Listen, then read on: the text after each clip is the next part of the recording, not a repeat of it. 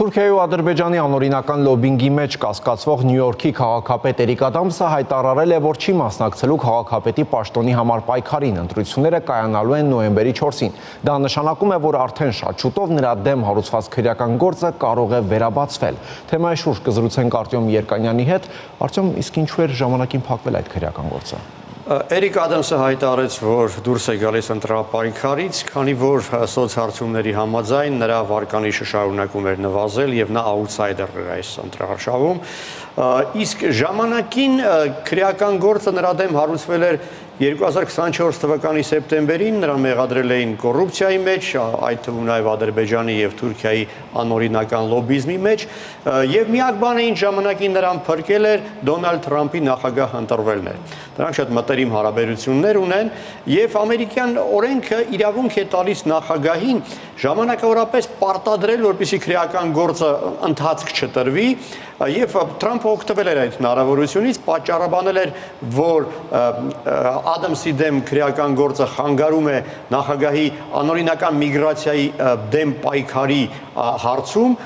ուստի պարտադրվել էր, որ դատախազները չշարունակեն այդ քրեական հետաքննությունը, համենայն դեպս այդքան ժամանակ, քանի դեռ նա զբաղեցնում է իր պաշտոնը։ Եվ եթե նա վերընտրվեր նոյեմբերի 4-ին, ապա եւս 4 տարով այդ քրեական գործը չէր վերսկսվի։ Հիմա կարող ենք ենթադրել, որ արդեն շատ շուտով, այսինքն դեկտեմբերին, նրա դեմ քրեական գործը կվերսկսվի եւ նրա անօրինական կապերը Ադրբեջանի եւ Թուրքիայի հետ կբացահայտվեն վերջապես։ Իսկ ինչն է Ադամսին կապում Ադրբեջանի հետ։ Գլխավոր գործող անձերից մեկը այս քրեական գործում Էրիկ Ադամսին շատ մտերիմ մի մարդ է, ով զբաղեցրել են մինչ այդ նրա օգնականի, խորհրդականի եւ արարողակարգային հարցերի բաժնի պատասխանատուի պաշտոնը։ Այդ անձնավորությունը Ռենա Աբասովան ոչ միայն ադրբեջանուհի է ազգությամբ, այլ նաեւ ադրբեջանի քաղաքացի է, երկքաղաքացիություն ունի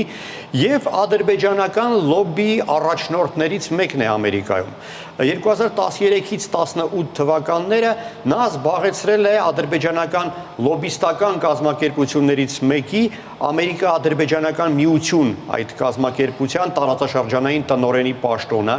Այդ կազմակերպությունը ժամանակին ստեղծվել էր Իլհամ Ալիևի հանձնարարությամբ եւ ֆինանսավորել էր այն, ստեղծել էր այն տրանսպորտի այն ժամանակվա նախարար Զիա Մամեդովի որդին, ով խոշոր արդյունաբերող գործարար էր, Անար Մամեդովը, այդ կազմակերպությունը ըստ էության հայ դատի հանձնախմբի եւ հայկական ասամբլեայի հակակշիռն էր եւ իսկապես ամենախոշոր լոբիստական կազմակերպությունն էր Ամերիկայում։ Այժմ Ռենա Աբասովայի դեմ քրեական գործը ընթացքում է, նա դեռ ամբաստանյալի աթոռին չի հայտնվել, բայց երբ հայտնվի, հավանաբար կպարզվեն նաև այդ իր նախկին ղեկավարի անօրինական կապերը։ Համենայն դեպս հայտնի է, որ հենց Աբասովայի միջոցով նրա եւ քաղաքապետի եւ Ադրբեջանի միջև շատ սերտ կապեր էին կայացել, առնվազն 2 անգամ քաղաքապետը այցելել էր Ադրբեջան եւ նաեւ հայտնի է, որ ադրբեջանցի գործարարները ահռելի մեծ գումարներ են հանգանակել Էրիկ Ադամսի նախընտրական շտաբի համար, ժամանակին ստեղծվել էր մի կազմակերպություն Brooklyn Baku Friendship Association, որը եւ կազմակերպում էր այդ դրամահավաքը իդեպ Նյու Յորքի ադրբեջանական ռեստորաններում, Baku Palace եւ Alibaba ռեստորաններում էին այդ փողերը հավաքում եւ փոխանցում հիմնադրամ։ Հարցազրույցներից մեկում Էրիկ Ադամսը ասել էր, մեջբերեմ նրա խոսքերը, ես շատ եմ սիրում Ադրբեջանը եւ ադրբեջանցիներին եւ միշտ նրանց պաշտպանել եմ։ Մեկ այլ հարցազրույցում նա ասել է, որ թոշակի դուրս գալուց անմիջապես հետո կտեղափոխվի Բաքու եւ այնտեղ բնակություն կհաստատի։ Կարծում եմ շատ շուտով նա այդ հնարավորությունը կունենա։ Արտյոմ, Թուրքիայի հետ ինչ կապեր ունի։ Թուրքիան նույնպես ըստ մամուլի հրապարակումների անօրինական կերպով հովանավորում էր Թուրքիայի իշխանություններին, թուրքական խոշոր ընկերություններին, այդ թվում նաև ավիաընկերություններին։ Հետաքրքիր է, որ ժամանակին Associated Press գործակալությունը գրում էր, որ Թուրքիայից ստացված փողերի դիմաց Էրիկ Ադամսը հրաժարվում էր հայոց ցեղասպանության հիշատակի օրը հատուկ ուղերձով հանդես գալ։ Այդ բան ապացույց ապացուցված չէ, բայց կարծում եմ, եթե հստակ տեղեկություն չունենար Associated Press-ը հազիվ թե նման բան գրեր։ Կաշառքները Թուրքիայի կառավարությունից ստանում էր անուղղակի ձևով,